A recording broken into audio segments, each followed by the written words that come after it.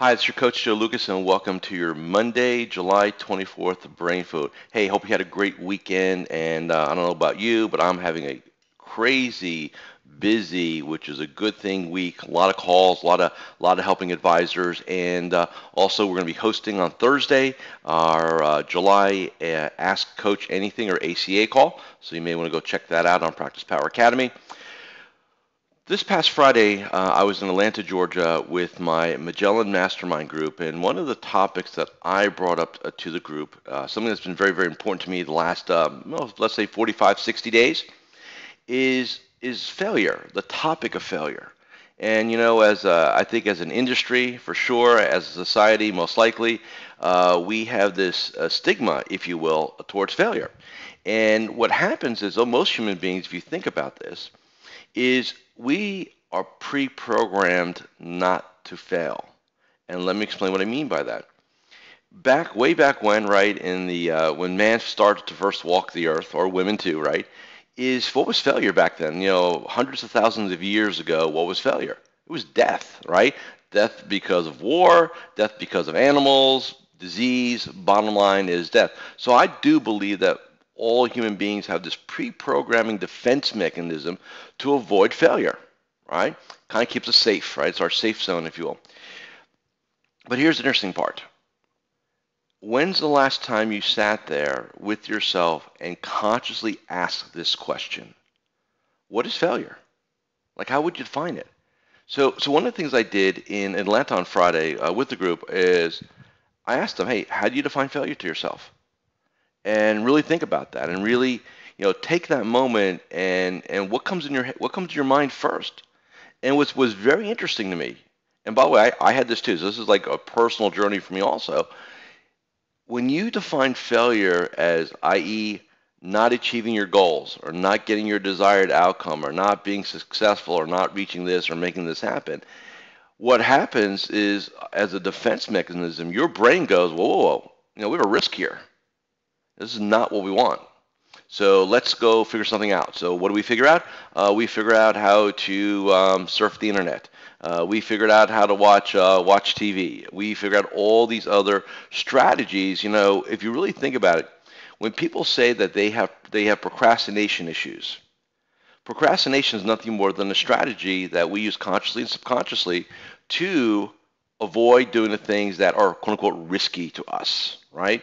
So when I went around this room and I did all this failure piece, I said this, and I literally went to a person. I said, look, this is why you're not elevating at the highest levels, both personally and professionally, because you look at failure as a negative thing. And as long as you continue to frame failure in a negative light, right, i.e. not achieving something, right, not getting something, that you will always play it safe. Business, life, you'll play it safe. And so I said, what would be a great definition? And this is, making a decision, right, making it consciously, and then redefining it. And so for me, right, I kind of had that same trap. Hey, failure is not success. Like, okay, it's like two sides of a coin and that's all there is, right? A or B. And what I realized was that failure has no built-in definition.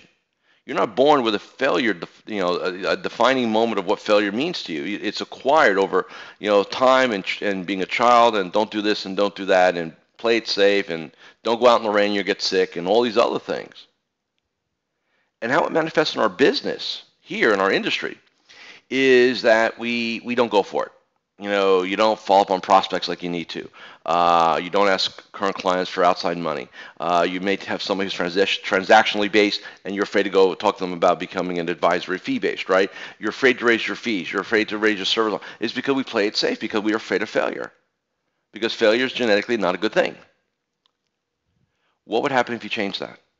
What would happen if you did what I did literally 45, 50 days ago, woke up one day and say, why am I sitting here and I'm good? Like, my world, I have a great life. I love what I do. I'm passionate.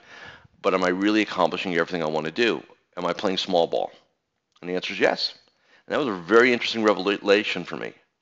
So I said, well, why? And I said, because what happens if it doesn't work, i.e. fail, right? And all of a sudden, you get this concept in your mind of why you're not going for it, why you're not elevating, why you're not making some of the tough decisions, because your mind at risk failure. So here's how I redefined it to myself. By the way, this is part of my morning success ritual every day. It is part of my internal dialogue. It is also what I do with my FaceTime, and I'll explain FaceTime on another video. It is not the Apple thing, okay? It is totally different. Is I redefine failure as I only fail if one condition occurs. I do something and it does not work and I do not learn from it. So in other words, I am as stupid in as I am out, or out as I'm in, right? I don't learn anything. It's just I'm totally clueless, right? That is failure to me. So here's the deal. Now, when I'm in situations where I risk failure, as long as it's not death, right? I mean, I say, okay, what did I learn from it? So when somebody says no to me, or I didn't get the outcome I wanted to, or something else goes on, what did I learn? What did I learn? What did I learn? And that's the question I ask. And when I get an answer or answers, right, I'm good. Okay, got it.